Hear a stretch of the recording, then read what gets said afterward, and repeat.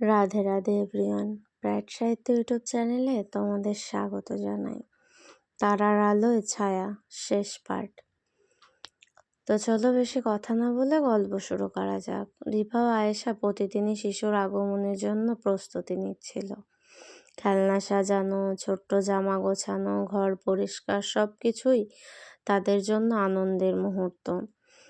একদিন আয়েশা রিভার দিকে তাকিয়ে বলল, আমি ভাবছি যখন সে আসবে আমরা তাকে কিভাবে জানাবো কে আগে হাসবে।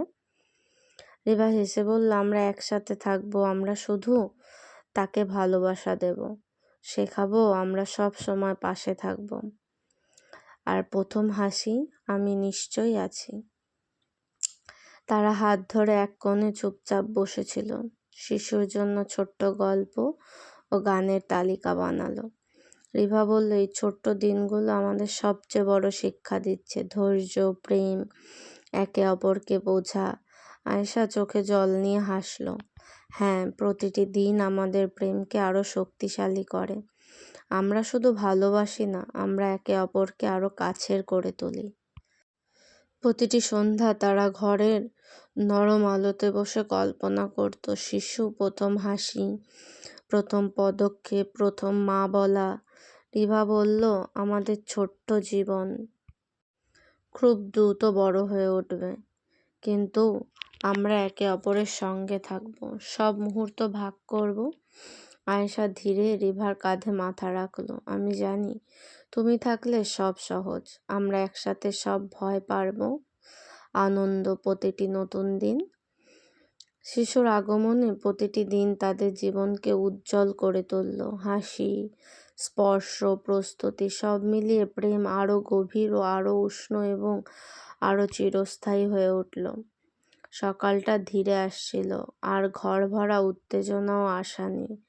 রিভা ও আয়েশা জানতো আজ তাদের জীবনে এক নতুন অধ্যায় প্রবেশ করবে। রিভা আয়েশার হাত ধরে বলল, আমাদের ছোট্ট স্বপ্ন এবার বাস্তবে আসছে, তুমি প্রস্তুত?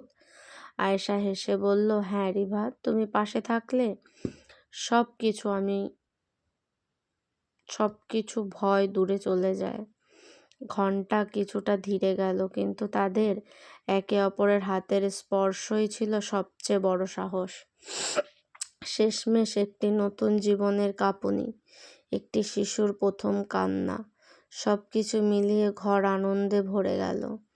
রিভা কাঁধে হাত রাখলো, চোখে জল নিয়ে বলল, দেখো আয়েশা, আমাদের ছোট্ট জীবন এসেছে, আমাদের ভালোবাসা তাদের মধ্য দিয়ে আরো বড় হয়ে উঠবে। আয়েশা তার শিশুকে কোলে তুলে বলল, আমরা তাকে শুধু ভালোবাসবো না, আমরা তার প্রতি প্রতিটি অনুভূতি, সাহস এবং সুখ ভাগ করে নেব। ছোট্ট শিশুর চোখে প্রথম আলো, প্রথম স্পর্শ, আর তাদের একে অপরের প্রতি দৃষ্টিতে অমিত ভালোবাসা, সব মিলিয়ে এই মুহূর্তে তাদের জীবনকে চিরকাল পরিবর্তন করলো। রিভা ধীরে বলল, আমরা সব সময় একে অপরের পাশে থাকব, এই ছোট্ট জীবন আমাদের প্রেমের চিরন্তন।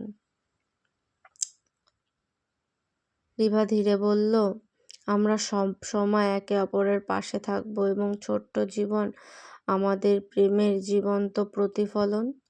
আয়েশা ধীরে বলল, হ্যাঁ, আমাদের পরিবার এখন পুরো, আমাদের প্রেম, সাহস, বিশ্বাস, সব মিলিয়ে একটি নতুন অধ্যায় তৈরি হলো।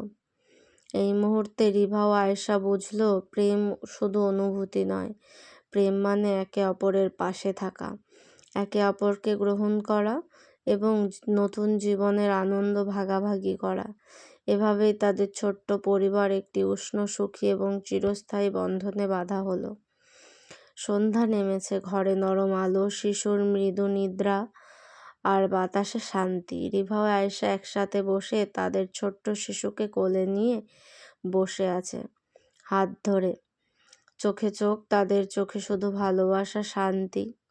রিভা ধীরে বলল, আমাদের জীবন, আমাদের গল্প, আমাদের প্রেম, সব এখন একত্রে, আমরা একে অপরের পাশে আছি এবং এই ছোট্ট জীবন আমাদের ভালোবাসার প্রতিফলন। হ্যাঁ রিভা, আমরা একসাথে থাকবো, ভয়, হাসি, আনন্দ, প্রতিটি নতুন দিন, এটাই আমাদের চিরন্তন বন্ধন।